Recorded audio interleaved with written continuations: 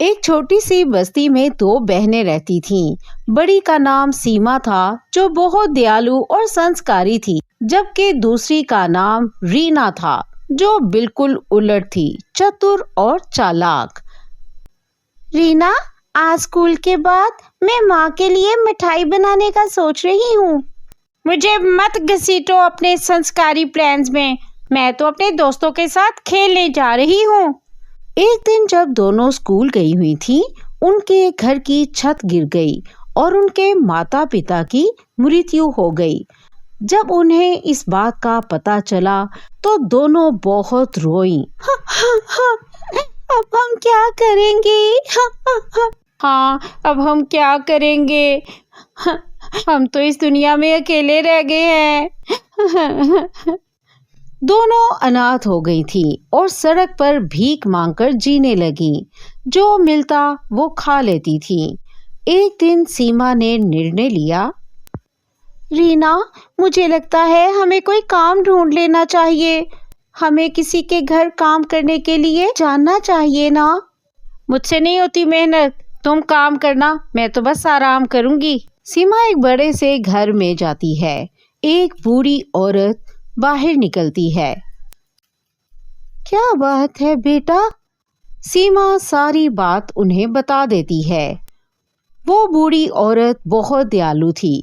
उसके दो बेटे बाहर इंग्लैंड में पढ़ने के लिए गए हुए थे और वो घर में अकेली रहती थी। हाँ बेटा, मैं अब बूढ़ी हो चुकी हूँ, मुझसे काम नहीं होते। इतने बड़े घर में मैं अकेली रहती हूँ, तुम दोनों मेरे साथ ही रह लेना।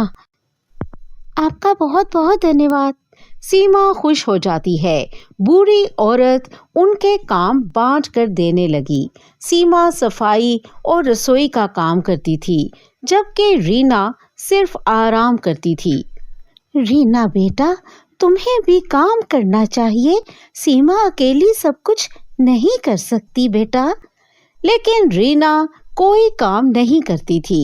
एक दिन बूढ़ी औरत ने उसे खाना देना बंद कर दिया। ये मेरे साथ गलत हो रहा है। मैं सीमा से ज्यादा चतुर हूँ और ज्यादा पैसा कमा सकती हूँ। रीना बिना किसी को बताए घर से चली जाती है। रास्ते में एक गाड़ी ने उसे टक्कर मार दी। वो जख्मी हो गई और सड़क पर ही बेहोश हो गई। रीना को जब होश आया तो वो हॉस्पिटल में थी।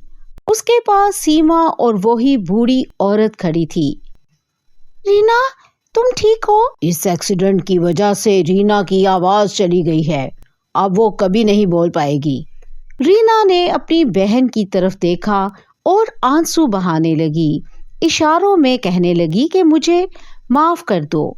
सब कुछ ठीक होगा रीना, बस तुम ठीक हो जाओगी। एक दिन जब रीना अपने मन में अपनी गलतियों पर बहुत पछता रही थी, एक परी उसके सामने प्रकट हुई। रीना, तुम्हारे आंसुओं और पछतावे ने मुझे यहाँ बुलाया है। मैं एक परी हूँ और तुम्हारी मदद करना चाहती हूँ।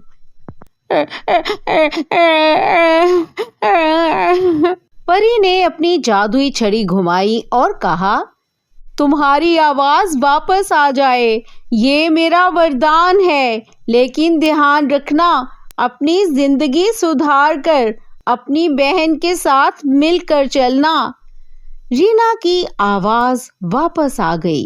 वो खुशी के आंसू बहाने लगी। सीमा, मुझे माफ कर दो। तुमने हमेशा मेरा साथ दिया और मैं तुम्हारे लायक ही नहीं थी।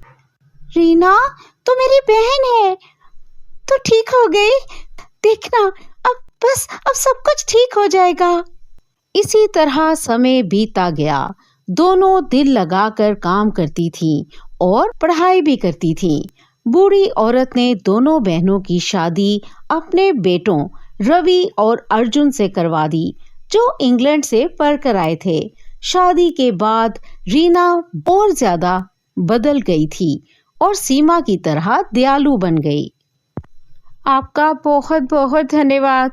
मुझे एक और मौका देने के लिए शुक्रिया। मैं अपनी जिंदगी सुधारना चाहती हूँ। हम हमेशा साथ रहेंगे रीना। और इस तरह दोनों बहनें एक नई जिंदगी शुरू करती हैं, खुशी और सुख के साथ। दोस्तों, इस कहानी से हमें ये सीख मिलती है कि पछतावा और सुधार करने की कोशिश जिंदगी में नई रोशनी ला सकती है।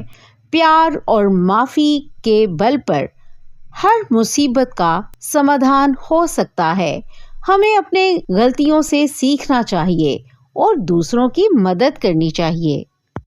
इस तरह की मजेदार वीडियोस देखने के लिए हमारे चैनल को सब्सक्राइब करें। कमेंट सेशन में जरूर बताइए कि आपको हमारी वीडियो कैसी लगी, और हाँ, लाइक और शेयर करना ना भूलिए। Cartoon Story।